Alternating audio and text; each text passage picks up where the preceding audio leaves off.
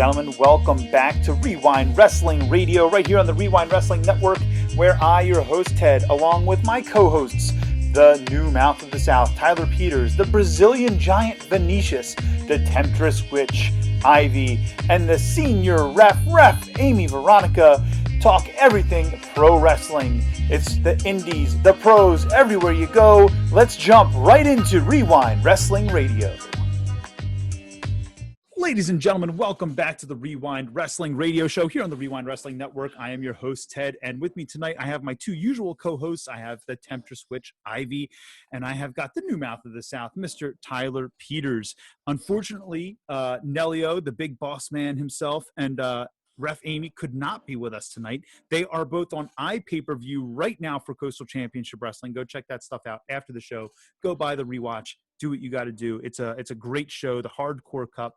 It's featuring Super Crazy. It's featuring Sandman. It's featuring C.W. Anderson. You know, go check that show out. And CCW has two more shows popping out on tomorrow night, Friday night, and then they have Saturday. They have Anniversary. So go check out everything at ccwrestlingfl.com. All right, and we want to thank CCW because they helped us out. Not that they sponsored this episode, but they certainly did sponsor our guest this evening, and that is the one and only Justin Credible. Justin, welcome to the show, my friend. Thank you so much, guys, for having me. It's a real honor to be here, and I'm just happy to talk some wrestling with y'all. Oh, it's awesome to have you, man. It's awesome to have you. Thank you. And we're gonna. Yeah, man, we've been pumped about this one for a while, and it's funny because we actually had a guest last week who managed you for a couple of years. We had Ashley Slashy on last week. Oh, okay. And, wow.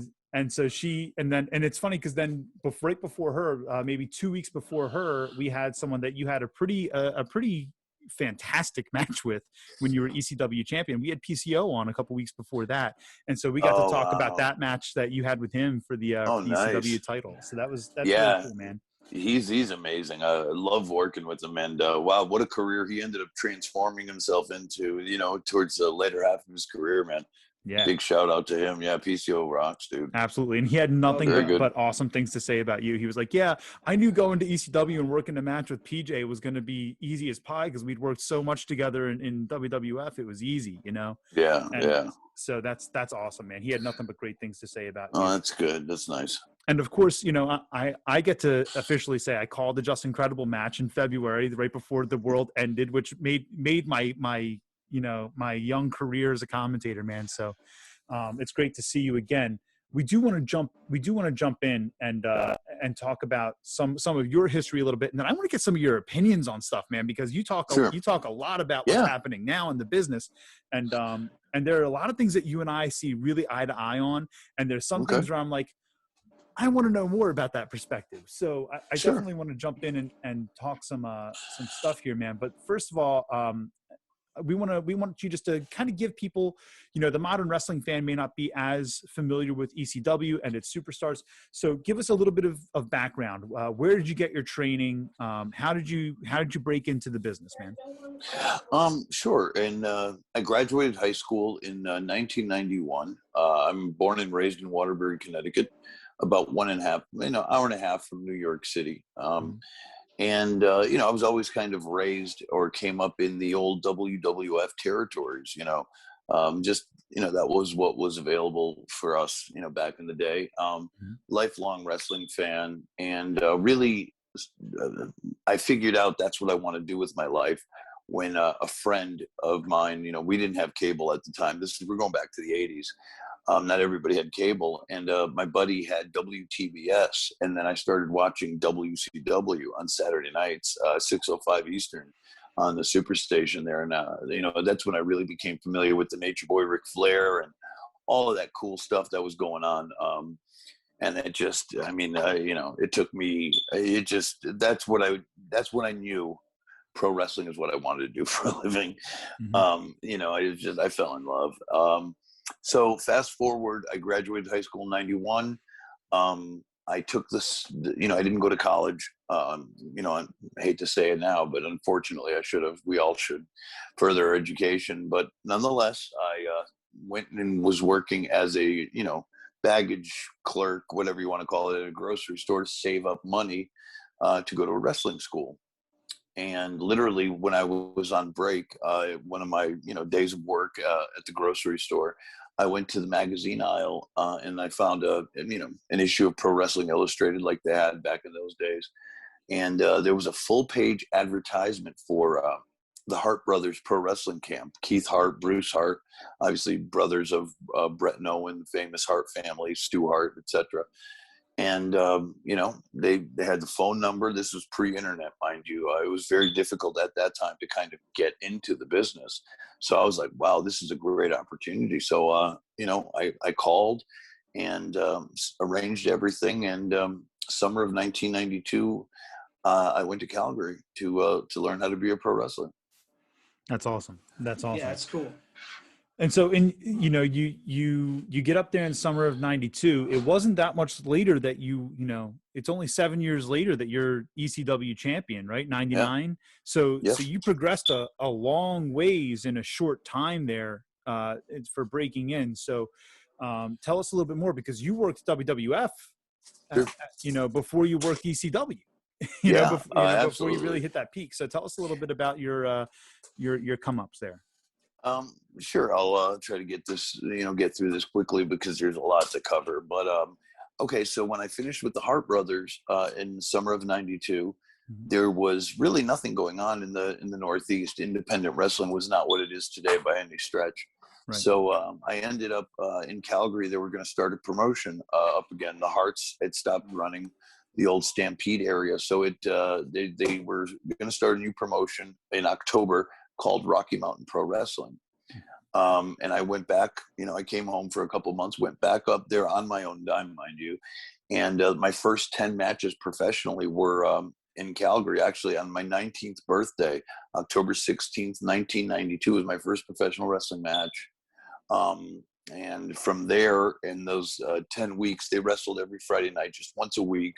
They did shows, but I wrestled in that span, Chris Jericho, a young Chris Jericho, mind you, Lance Storm. So, like us three, we came out of that era and that camp kind of, so they had a ton of talent and a bunch of people that you guys probably wouldn't know, but that had some notoriety in the old Stampede area and especially New Japan Pro Wrestling at the time, because Stu Hart always worked very closely with New Japan before New Japan was kind of, had blown up to what it is today. But I'd gotten to work with some real quality opponents. And after that was over, because I was basically, I was starving. They weren't paying me. I was paying my own dime. And towards the end of that little run there, I was staying at the promoter's house, not getting paid to wrestle. So, mom and dad were like Western Unioning me money halfway across the country, to just survive. But you never want to tell mom and dad how bad you really are doing. I was starving, literally starving for food, like not eating it, sometimes for days. And I would have to steal quarters from the change jar just so I can get a gallon of chocolate milk. And that would be like what I ate for the day. So, I really had to pay my dues, in those days. But finally, after I'd gotten some experience up and, felt like, okay, I've done what I can do here in Calgary. I came back home for Christmas, and January of '93, I decided to go to a WWE, but it was still WWF at the time, go to one of their live events, house show. And Tony Gurria was there. He was the agent in charge. And, I showed up and they let me in backstage, and I was just like, hi, my name is PJ Walker was the name I was using back then. Mm-hmm. And I was like, I was trained by the Harts not too long ago. And, if you guys need anybody, because Brett and Owen were also on the card, which was cool, and it helped me out. Mm-hmm. But, if you need anybody, I'm here. Like if somebody no shows or travels, sometimes, shit happens because their schedules were so crazy. And he's like, well, we're okay for now, but you're more than welcome to watch the show from the backstage area, which I did. So at the end of the show, I went to say my goodbyes and to thank him for letting me kind of hang out and watch the show. And he said, well, if you're interested in extra work, like, job work, being a jobber, he goes, we're starting a new show every Monday night called Monday Night Raw. and we're going to be taping in Manhattan. So, for me, it's an hour and a half, and they didn't have to spend. This is when Vince's steroid trial was going on. So they're like, we won't have to spend a lot of money bringing you up, and we'll pay you $150 a show, which was great in those days, and I was like, sure. And that's how I got my foot in the door and started my relationship with the WWE. That's awesome, man. That's absolutely awesome. Very interesting. Very cool. Yeah. Tyler, I'm gonna send it over to you, brother. I know you've got a handful of questions as well.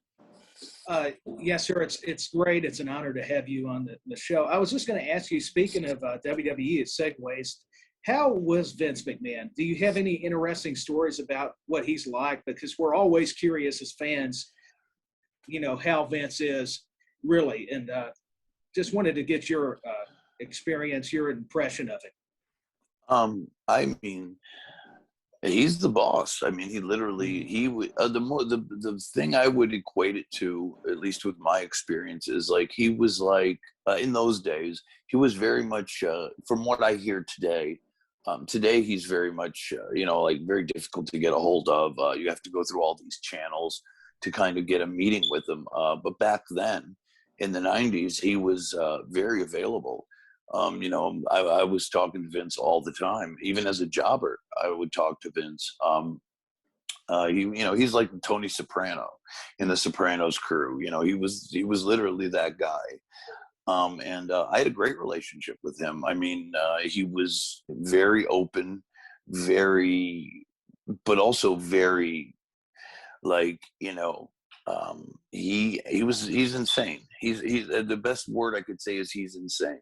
Like, he doesn't want, like, if you cough or sneeze, that's like a sign of weakness for him. Like, he has some, like, he's just a really weird guy, and his standards are so high, not just for you, but for himself. Like, one thing I learned about Vince is he would never ask you to do anything that he personally wouldn't do himself in the ring. So, like, he just, he was one of the boys at the time. He was very much a carney, old school style promoter. I remember when he first offered me my job, he literally, I was just, like I said, I was just a job guy coming every other week to do TV. And he literally was like, PJ, you want to go for a walk with me? And I'm like, Vince McMahon's asking me to go for a walk. And this is during TV, like during a Raw. And I'm like, yes, sir. And he took me outside to this balcony. We were at like a war memorial in Massachusetts. And he takes me out to this little side balcony, which was very mafioso style. So, like, it felt like a hit, honestly. And he's very intimidating. I mean, you have no idea how intimidating this is. Because not only is he powerful, business-wise, in stature, you know what I mean? Like, he could fuck you up too, by the way. Not only is he powerful, he could kick your ass. He certainly could kick mine. And he's like, well, I like what you're doing here in the WWF, and I'd like to bring you along. But he just kept going on, and then he finally, the selling point, he goes, because we were at a war memorial, he points up to the American flag. He goes, "You see that flag, son?" I'm like, "Yes, sir." Because that's America. That's the land of opportunity.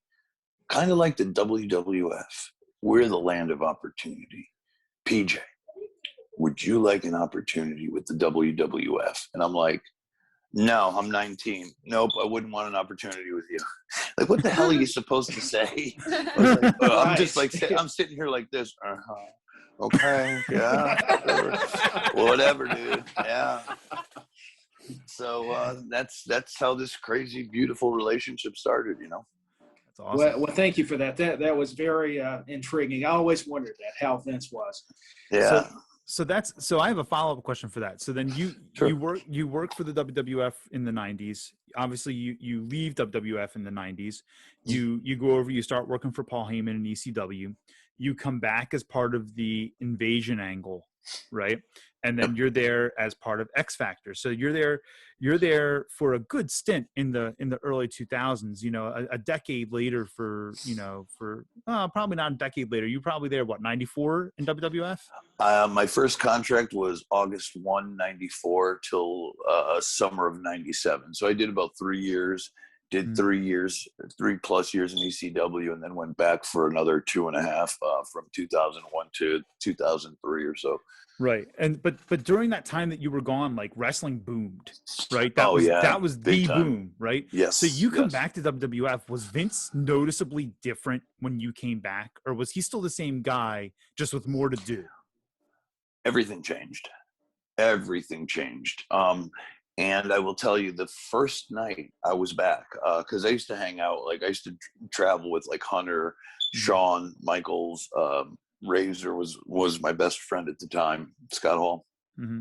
And so after my debut, I believe it was at the Meadowlands in East Rutherford, New Jersey. And my run-in on Monday Night Raw was to come in and hit Chris Jericho with the chair and align myself with X-Pac. Mm-hmm. And so I was, that night after the show, I was traveling with, it was me, X-Pac, Hunter, and William Regal. And so Pac's rolling up a joint in the parking lot after the show. I didn't know that Hunter was with Stephanie yet.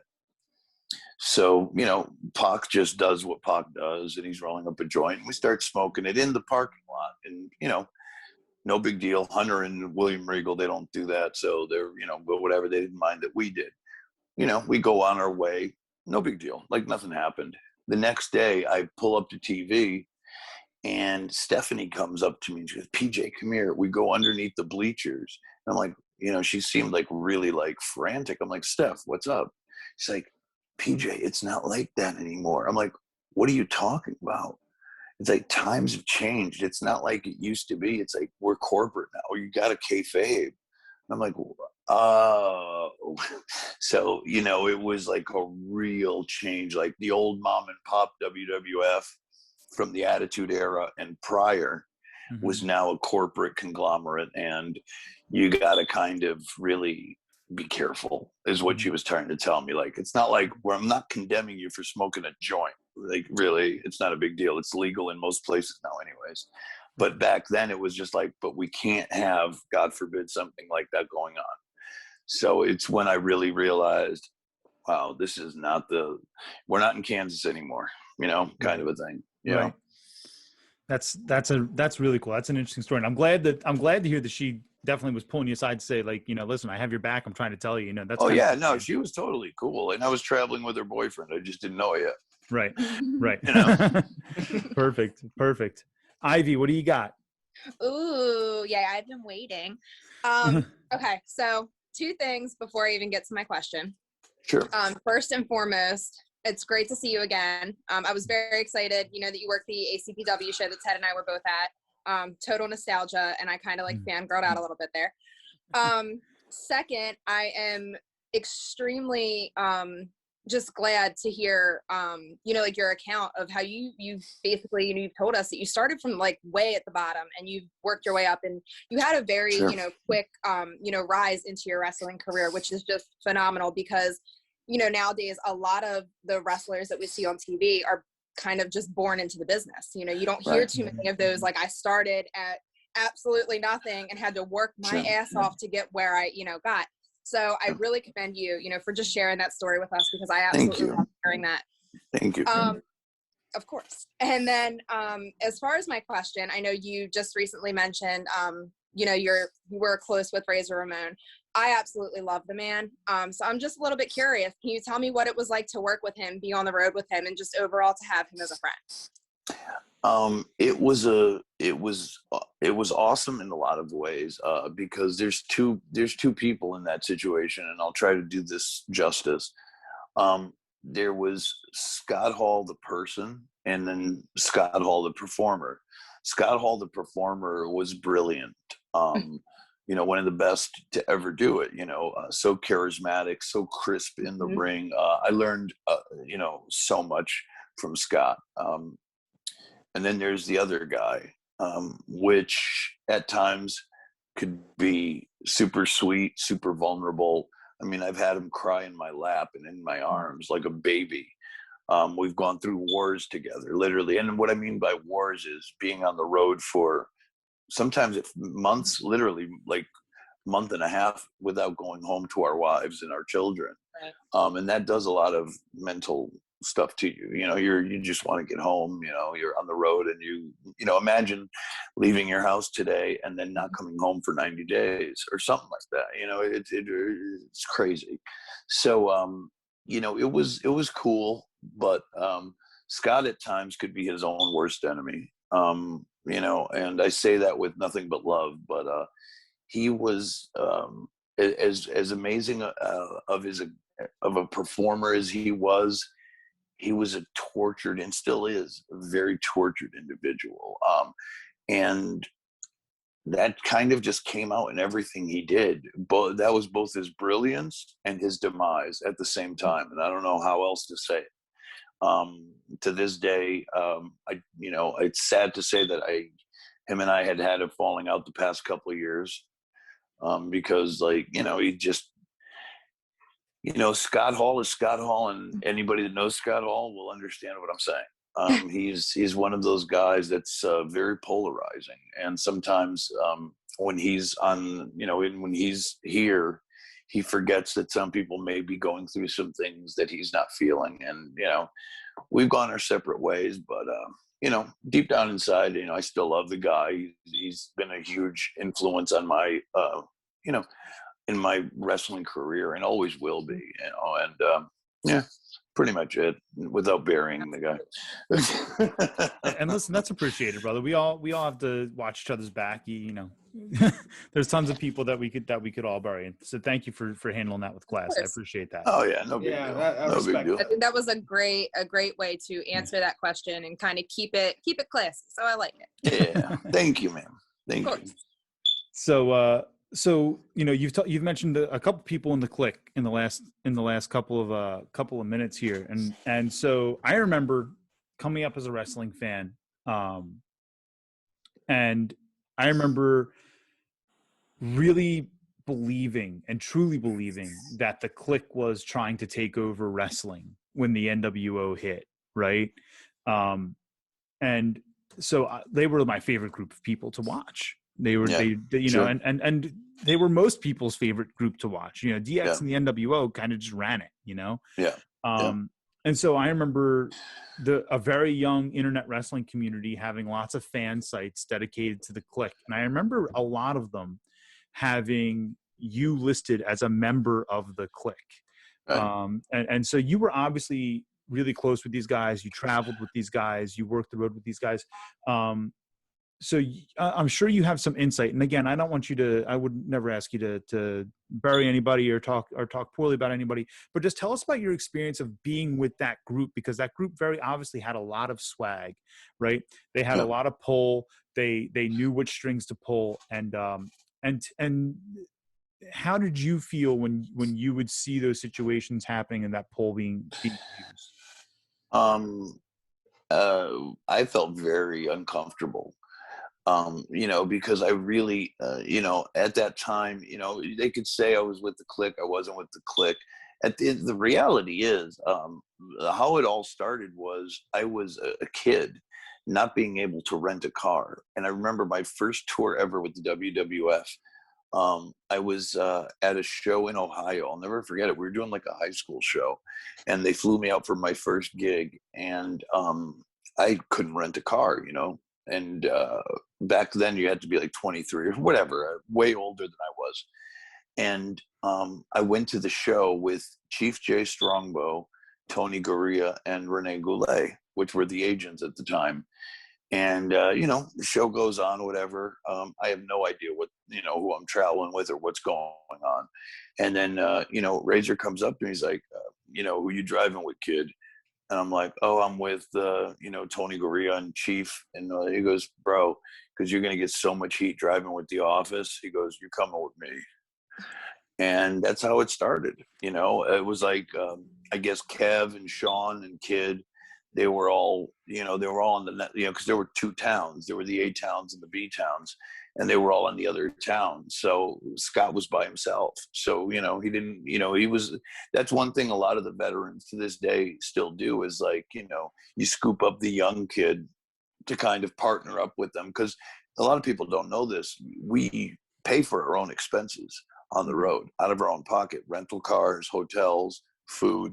So, not only is it, cool to have a buddy that you're traveling with, that's always bonus, but also it's cool to split expenses, rental car, hotel, gasoline, whatever, because at the end of the day, this is a business, so yeah, and that's how it started. It was just as simple as that, and then throughout those trips, you get thrown in different cars. Oh, you're coming with Sean. And then when Sean won the title, it was like I was with him for like his entire WWF title run after he beat Brett at WrestleMania 12, because I had to make sure Sean made it to his room and didn't choke on his pizza when he was all fucked up. Literally that was my job. So, it's kind of like, whatever people want to say, but yeah, I was, that's who I ran with, not by choice.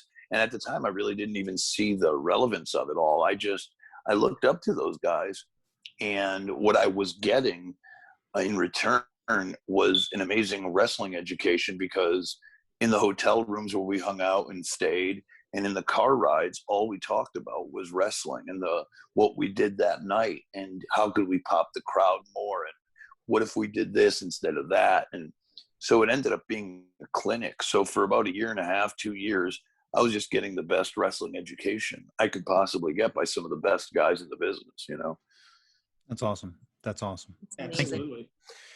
Tyler, coming back to you, brother. Yes, sir. I was also going to ask you about some matches from ECW that I recently watched that had you taking on Shane Douglas and Raven. Oh, yeah. I just got to tell you, those were some of my favorite matches. You guys just had great chemistry. I love the way you used the kendo stick on Shane Douglas, the way you went back and forth on your promos. I mean, it's a shame that Shane Douglas, to me, don't get enough respect, because, man, the matches you guys had were just epic. They were classics that would hold up to anything. And what was it like, that experience working with those guys, Raven and Shane Douglas? I mean, I love working with Scotty. Don't get me wrong. Scotty, I've known Scotty since he was Johnny Polo in the WWF, as a commentator. So that was great. But working with Shane was just next level. I mean, he was so good. Honestly, he was as good as Ric Flair.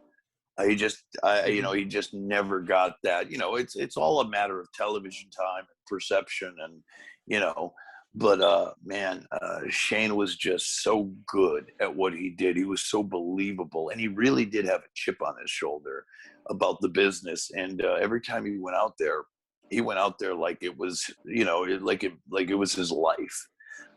So it was just so easy to work with Shane. I mean, we've had some of my best work ever was with Shane Douglas, and unfortunately, a lot of them were, maybe matches that were televised on like hardcore TV, but never really made like pay-per-views or stuff like that. I really wish we had more matches that were like big spotlight matches. But man, we tore it down, man. He's, to this day, he's still one of my better friends in the business, and one of the greatest of all time, in my opinion, my humble opinion. Yeah, I just had so much respect for him. So I had to bring those matches up, because you guys tore the house down. Even watching it, the clips, I just got giddy again. Yeah, for sure. And I mean, I remember, so growing up, my parents owned a pizza shop, right? So my parents would work until 1 o'clock, 2 o'clock in the morning, cleaning up the kitchen on Friday, Saturday night.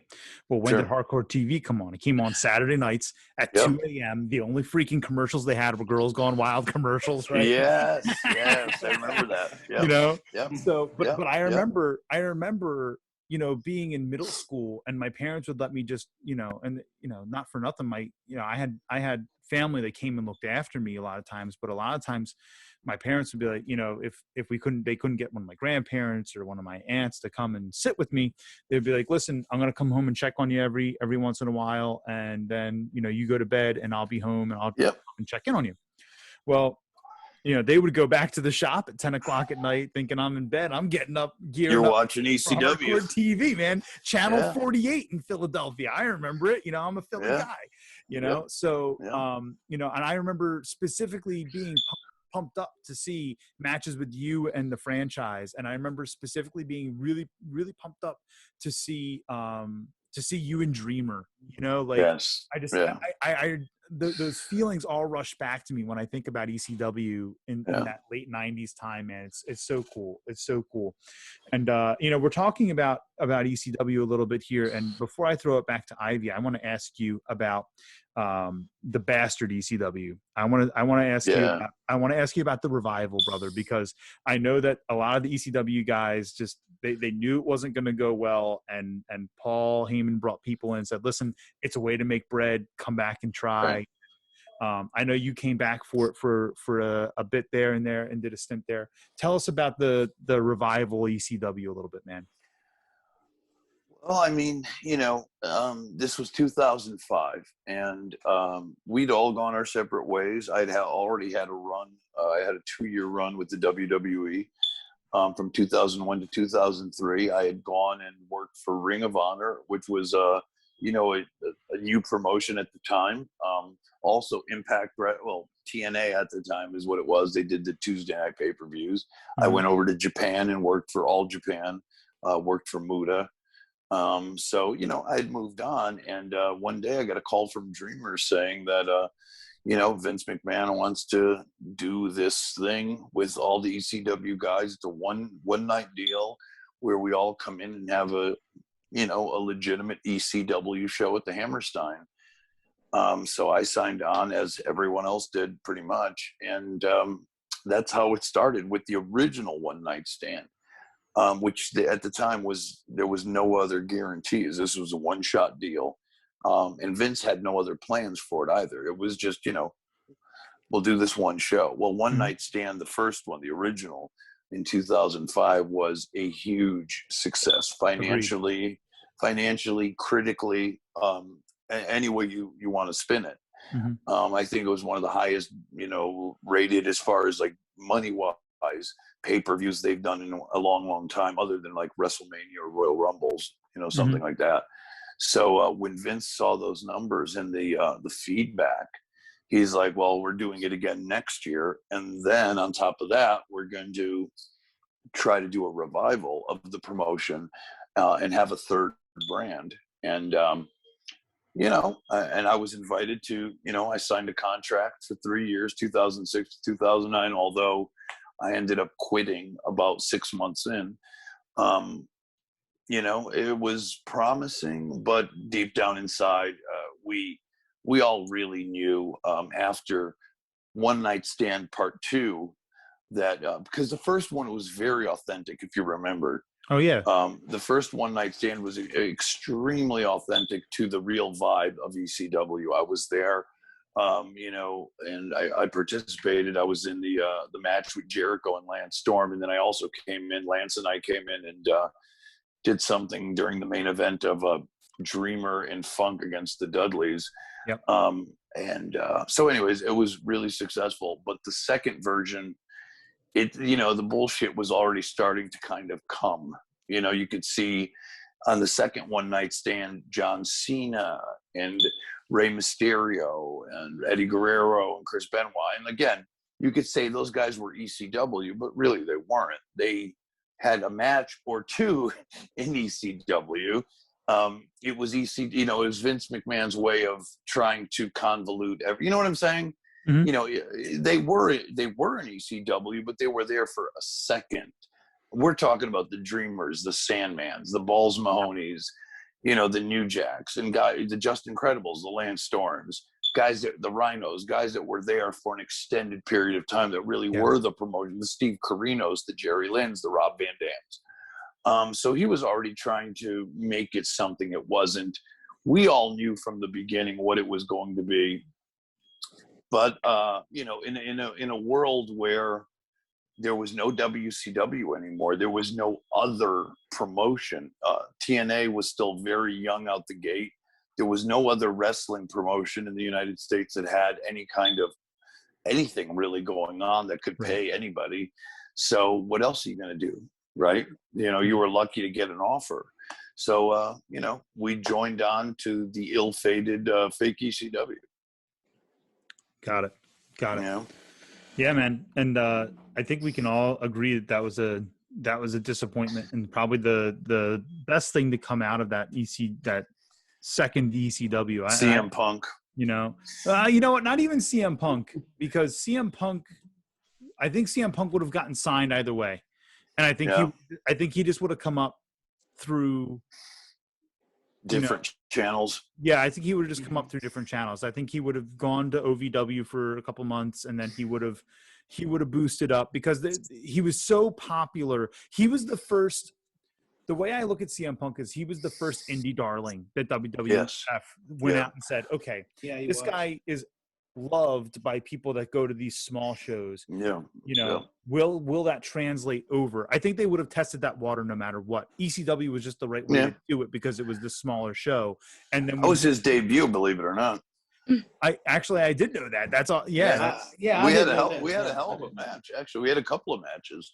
You know, but it was he would have got there either way, you know. Yeah.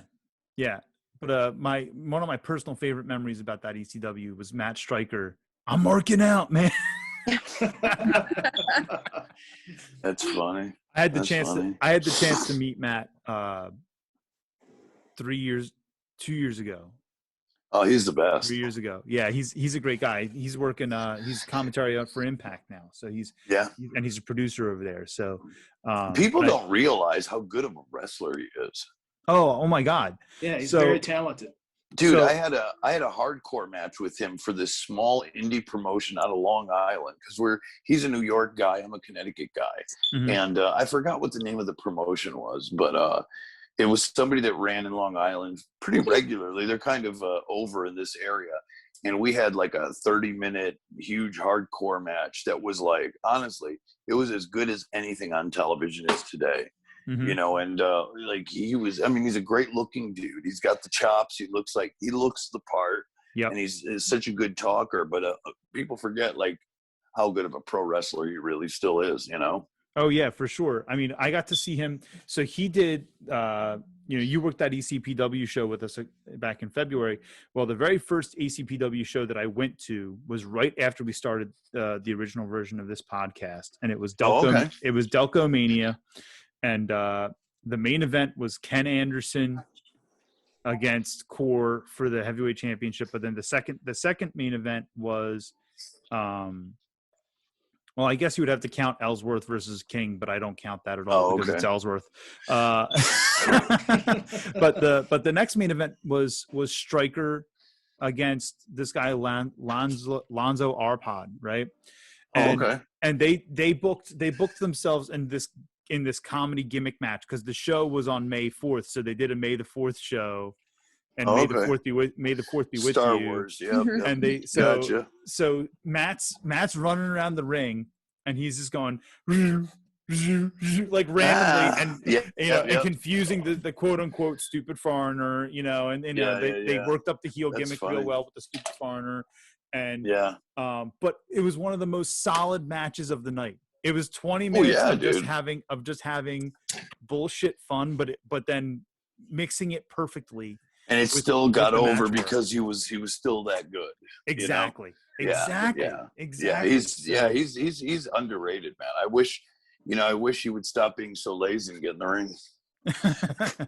Oh man, I would love to see him get back in the ring. And I asked him about that. About that because they had like a meet and greet beforehand. I said, I'm going to watch you wrestle tonight, and I want to know why you're not wrestling more. And he goes, to be honest with you, I just got tired of being the utility guy, right? You know, because they know they can put me out there and I can work with anybody, so they put me out there with anybody. Well, yeah, and that's the truth, and that becomes more of a chore than actually fun, you know? Exactly. So yeah, I could see the burden. Absolutely. Yeah, for sure. All right, Ivy, I know you've got more for him, so I want to come back to you here. I do. All right. So we have talked, quite a bit about your time in WWF, a lot about your time in ECW. But going back to, smaller federations. So at the ACPW event, I actually really enjoyed the fact that after your match with Tyreno, you gave an excellent speech, just kind of to the fan base. And, I thought it was really touching, and it was nice to see you interact overall with the crowd. Because, we don't always see that. We see some wrestlers that come out and they get the crowd hype, and then, you have the other guys that don't really seem to pay too much mind to the fans. So I kind of just want to know, what's your perspective on the fan base overall? How do you feel about interacting with the fans, and what is it that makes you feel, the need to express how thankful you are for those fans?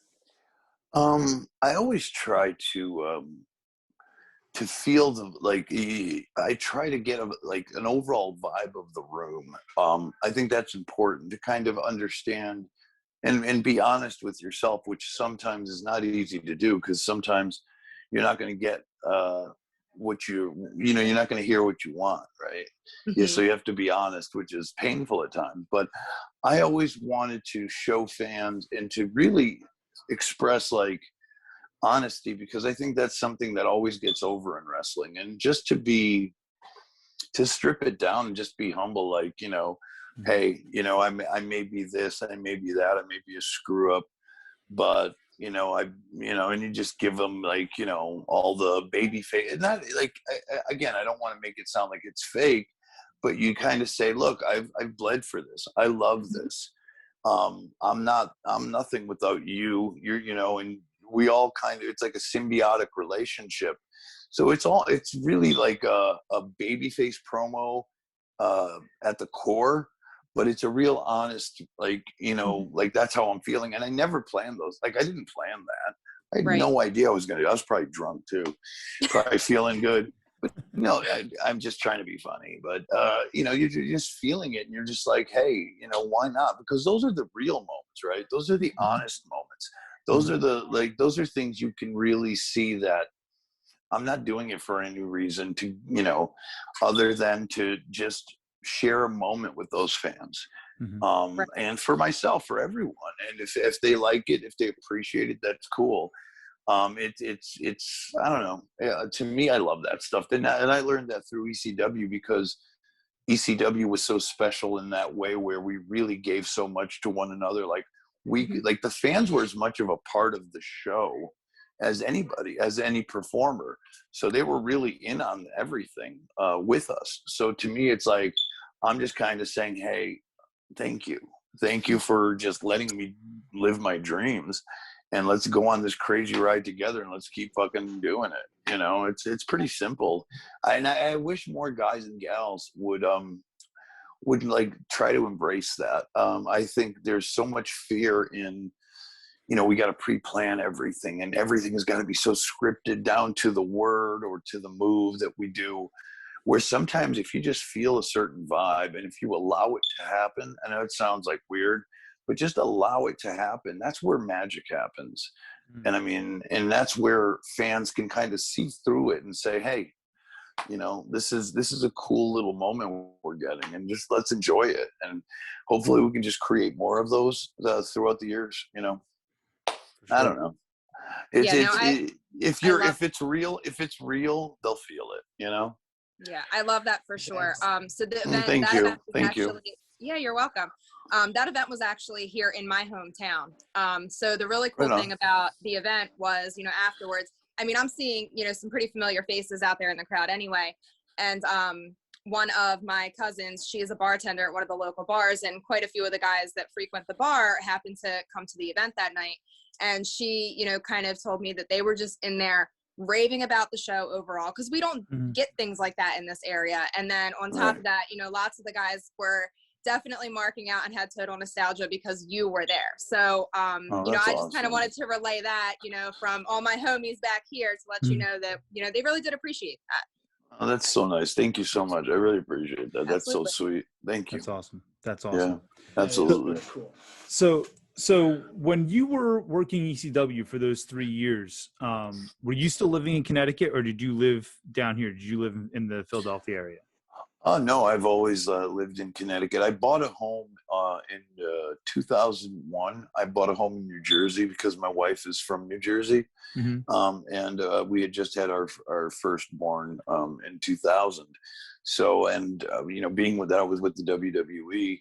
It was just like a no-brainer to kind of have her close to her family while I was on the road, because I was on the road so much. Right. So we bought our home, on the Jersey Shore. But between the Jersey Shore and Connecticut is where I've always lived. And right now I live in Connecticut. Got it. Not by choice. So not by choice. So I've got to ask, man, after, those ECW shows down at 2300, you guys wrap a show, you guys are getting ready to head out. Where's your go-to spot to go get grub, man? You're walking out of 2300. Where are you going? You're asking the wrong cat, because you're going to be very disappointed. My fat ass is going straight home. Really? Bro, you're taking that 3-hour drive home with no refuel, brother? I am so old. I just want to get home. Even back then, even when I was young, I was old young guy. Because I've been doing this shit for so long, dude. I was just like, are we done? Let's just go. Hell yeah, dude. The only time I would ever party or like hang out locally was like if I was flying. Like, so if I had a hotel room and I had to fly out the next morning, then the shit's on. But if I could like the show's over and I'm driving home, I've been pulled over so many times in my gear. I've been pulled over with dried blood all over my face, and literally imagine like a trooper pulling you over and you're like bleeding. It's like, hey officer, I was just trying to get home. I'm not even kidding. That's happened like way too many times. I'm surprised I haven't been arrested.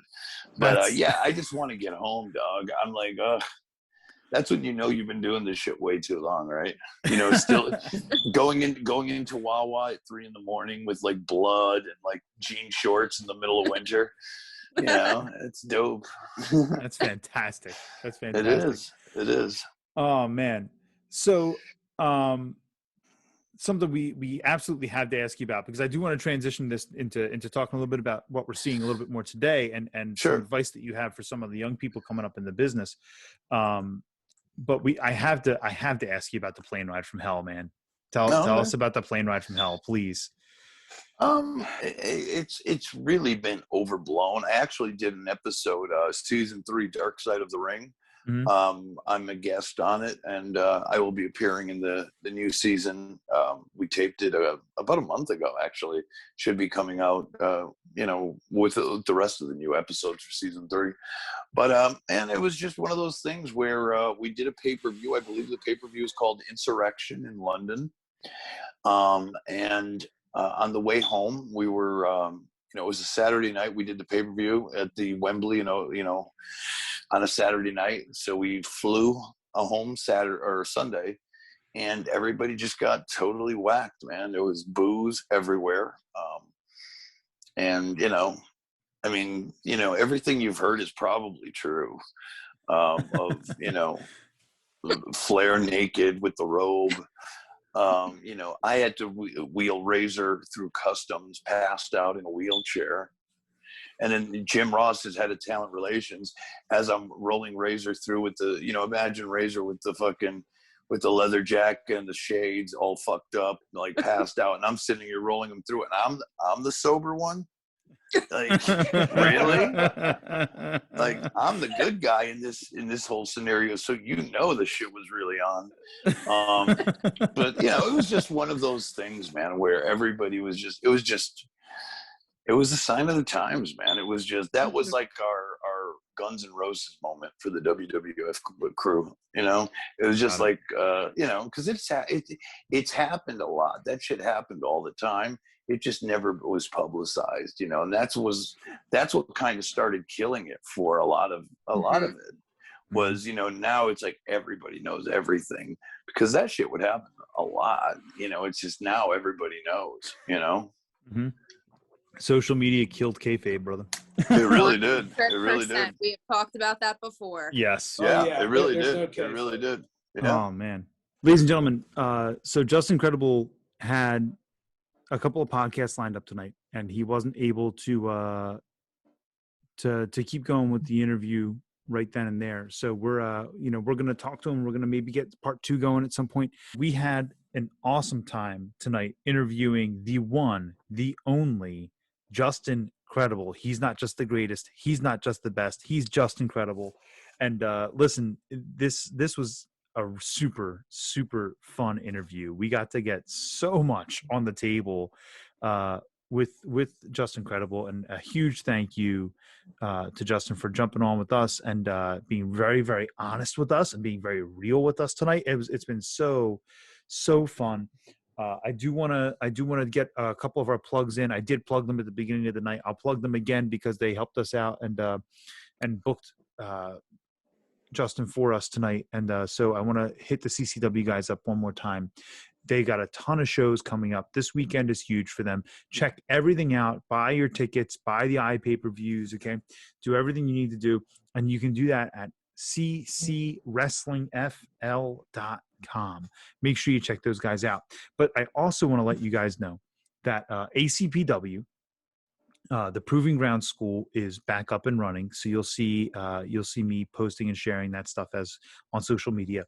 But then also, they just filmed a whole boatload of matches, and they are putting out an iPay-per-view in the coming weeks that you can go check out. And their weekly YouTube content's going to get all filled up. And yours truly is back on commentary with the voice of ACPW, Mr. Jason Abrams. And I'm super excited to be back on the mic with Jason and doing our thing. They filmed 16 matches this past weekend, and they had a ball doing it. And I'm super excited for everything they've got going on. So, go check out ACPW by going to acpwrestling.com. That's acpwrestling.com. And again, if you're looking to be a pro wrestler, a manager, a referee, okay, we're associated with 2 fantastic schools on this show. We have the ACPW Proving Ground School up here in the Philadelphia area. We've got the CCW training facility down in South Florida. Go hit one of these people up. If you want to join the wrestling ranks, you want to get in there and break in like Justin Credible did, break in and do what you've got to do, then make sure you jump on with us. And now I want to let you guys know what's going on. So next week we just have the crew on. It's fantastic. We haven't gotten a chance just for the 5 of us just to have fun in a while, right? So the 5 of us are going to get to hang out, which will be really, really cool. And then we've also got no guest the next week. So what we're actually going to do is we're going to take, usually I like to take a break right around Easter and give everyone a little bit of a chance to kind of recoup and be with their family and do what they've got to do, even if they don't celebrate the holiday, just because it's a nice time. The kids a lot of times have off from school. Everybody can kind of hit the reset button. So we're not going to do a new show on the 1st, but we are going to post content for you guys to go back and listen to, maybe an episode that you've missed from the past. And then the week after that, April 8th, is going to be our WrestleMania preview show, and it's going to be live on YouTube.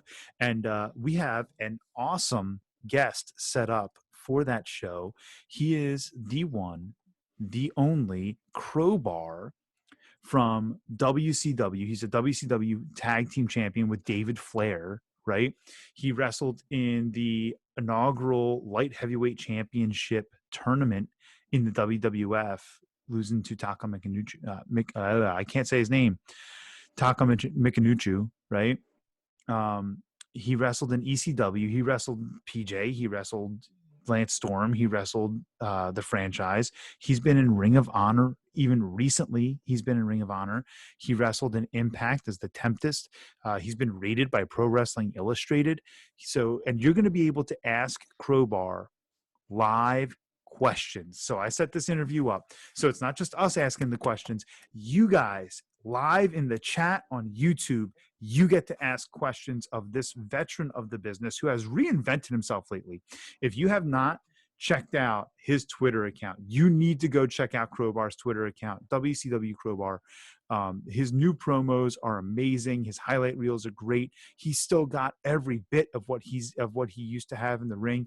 He flies around still and does all of the flippy stuff that you knew, whippersnackers on the the wrestling scene these days. I like to watch, but he tells a fantastic story, and he has a great sense of humor, and his character's over the top, and I love it. So we're super excited to have Crowbar with us on April 8th live, 8:30 p.m. here on YouTube, and we're gonna have a great time with that. So with that being said, guys, I hope that you guys have enjoyed this show. I know we did. We had a great time interviewing Just Incredible. It was such a fun show. Oh, it was awesome. But I just wanted to say a huge thank you to Justin for joining us tonight, because it was such a fun interview, and I'm super excited to maybe get him back on in the future. Maybe we can get him and Lance Storm on together, tell some road stories together. That would be awesome. That'd be awesome. But we're always looking for guests. So if you're an indie guy out there and or an indie gal out there and you want to jump on with us, please feel free to send us a message, hit us in the DMs on Twitter, and I'll be more than happy to shoot you back our availability. And folks, we are in the midst of getting this thing up and running. We have t-shirt designs in. We're going to be selling that stuff real soon. So please keep continuing with your support. We want to hit 250 subscribers by next week. Okay. We want to push this thing now. So we want to hit 250 subs by next week. We want to hit 300 by the week after that. So help us out, push this content out to your friends. And please remember to like, comment, share, subscribe. And please remember to follow us on all of our social media platforms, Twitter, Facebook, Instagram, at Wre-Wind Podcast. That's WREWIND PODCAST. Okay. So my friends, thank you so much for joining us. Mr. Tyler Peters, it's always a pleasure having you, sir. It's great to be here. Miss Temptress Witch, Miss Ivy, thank you so much for blessing us with your presence today. You are so very welcome. And to all of our listeners, we will catch you next time. Thank you so much for joining us here on Wre-Wind Wrestling Radio.